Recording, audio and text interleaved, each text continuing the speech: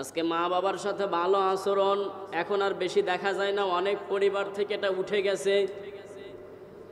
মা বাবার যদি বয়স হয়ে যায়, মা বাবা যদি বৃদ্ধা হয়ে যায়, তাহলে সন্তানদের আচরণ, সন্তানের বইয়ের আচরণ এত বাজে, এত জঘন্য, অনেক পরিবারে দেখে মনে হবে না এরা এই বাড়ির লোক ছিল, মনে হয় এরা এই বাড়িতে ভাড়াটিয়া, মানে ভাড়া দিতে পারছে না, ভাড়াও দিতে পারছে না, চলেও যাচ্ছে না, এমন আচরণ করে মনে এরা ভাড়াটিয়া, ভাড়াবিহীন।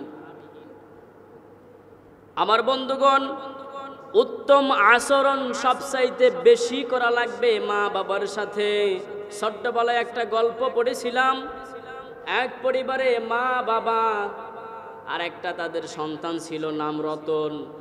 আর ওই পরিবারে তাদের একজন মা ছিল, অর্থাৎ রতনের দাদি ছিল। মা বাবা আর রতন আর দাদি মোট 4 জন ওই পরিবারের মেম্বার ছিল, সদস্য ছিল। মা বাবা রতনের দাদিকে সহ্য করতে পারে না, কারণ বিছানায় পেশাব করে, বিছানায় পায়খানা করে দেয়, এত বিরক্তি করে, চিল্লাপাল্লা করে, কান্নাকাটি করে। ওর খেদমত করতে করতে রতনের মা বাবা এক সময় বিরক্ত হয়ে যায়। রতনের মা বুদ্ধি দিচ্ছে রতনের বাবাকে, শোনো, তোমার এই মার বিরক্তি আর সহ্য হচ্ছে না, অনেক দূরে জঙ্গলে ফেলে দিয়ে আসো। এবার রতনের বাবা রতনের মায়ের বুদ্ধিমতো একটা ডোল বানালো। ডোল বানানোর মাধ্যমে ওইটার ভেতরে তুলে ওরে জঙ্গলে ফেলে দিয়ে আসবে নিজের মাকে।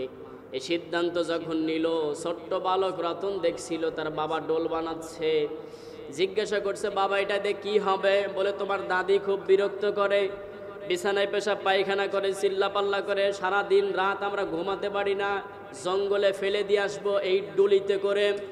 রতন এবার বাবার দিকে তাকিয়ে বলছে, বাবা তুমি যে এই যে ডোলে করে দাদিরে ফেলে দিয়ে আসবা, দাদিরে ফেলে দেবা ঠিক, কিন্তু ডোলটা আবার নিয়ে আসবা, কারণ এই একদিন তুমিও বুড়া হবে, তুমিও আমার স্ত্রীর বিরক্তির কারণ হবে, তুমিও চিল্লাপাল্লা করবে, তোমার স্ত্রী আমার মা, সেও চিল্লাপাল্লা করবে, বুড়া হবে, এই তোমার বানানো ডোলে করে আমিও তোমাদেরকে একদিন ফেলে দিয়ে আসবো।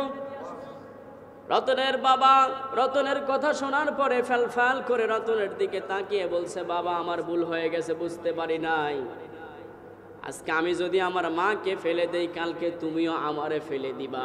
বাবা ভুল হয়ে গেছে, তোমার দাদিরে আর ফেলে দেব না, যতদিন পর্যন্ত বেঁচে থাকে আমাদের বাড়িতে বেঁচে থাকবে। বলেন সুবহানাল্লাহ। তাহলে আপনি যে আচরণ আপনার মা বাবার সাথে করবেন, ওইটা অটোমেটিকলি ফিরে পাবেন। কথা বলছে না কেন? ওইটা আসলে ফিরে পাবেন, কারণ আল্লাহ রাব্বুল আলামিন বরদাস্ত করেন না যদি কেউ মা বাবার সাথে খারাপ আচরণ করে। এইজন্য আল্লাহর নবী বলেছেন, তোমার মা বাবা তোমার জান্নাত, তোমার মা বাবা তোমার জাহান্নাম। তোমার মা বাবা যদি সন্তুষ্ট, তোমার আল্লাহ সন্তুষ্ট, তোমার মা বাবা যদি অসন্তুষ্ট, তোমার আল্লাহ অসন্তুষ্ট। কারো মা বাবা যদি রাগ করেও বদদোয়া করে, সেটাও লেগে যাবে, রাগ করেও যদি দোয়া করে, সেটাও কবুল করে নিবে কে? একবার এক মহিলা তার পুত্রবধূকে বলছিল, মা আমার পিঠটা একটু ঘষে দাও সাবান দিয়ে। পুত্রবধূ হাতে সাবান নিয়েছে, কিন্তু ঘষে দেয় না, অনেক দেরি হয়।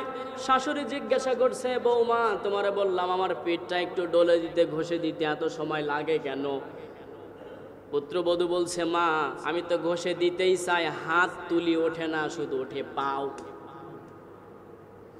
শাশুড়ি একটা চিৎকার দিয়ে বলছে, মা আমি আমার শাশুড়িকে পা দিয়ে ঘষে দিয়েছিলাম, আজ ওইটা আমি ফিরে পাচ্ছি। তুমি যতই হাত দিয়ে ঘষার চেষ্টা করো হবে না, কারণ আল্লাহ কবুল করে নিয়েছেন। সেদিন আমি আমার শাশুড়ির সাথে যে আচরণ করেছিলাম, আজকেও তোমার কাছ থেকে একই আচরণ আমি পাবো। এই জন্য আমার ভাইরা, আচরণটারে শুদ্ধ করা লাগবে, সুন্দর করা লাগবে। যার আচরণ যত ভালো, লোকেরা বলবে এই লোকের বংশ তত ভালো। আপনার একজনের আচরণের জন্য বংশ শুদ্ধ গালি দিয়ে ফেলবে। কথাই বলো না, ব্যবহার বংশের পরিচয়। আমার ব্যবহার ভালো হলে বলবে ছেলের বংশটা ভালো, আর যদি আমার একজনের ব্যবহার খারাপ হয় বলবো বংশই খারাপ।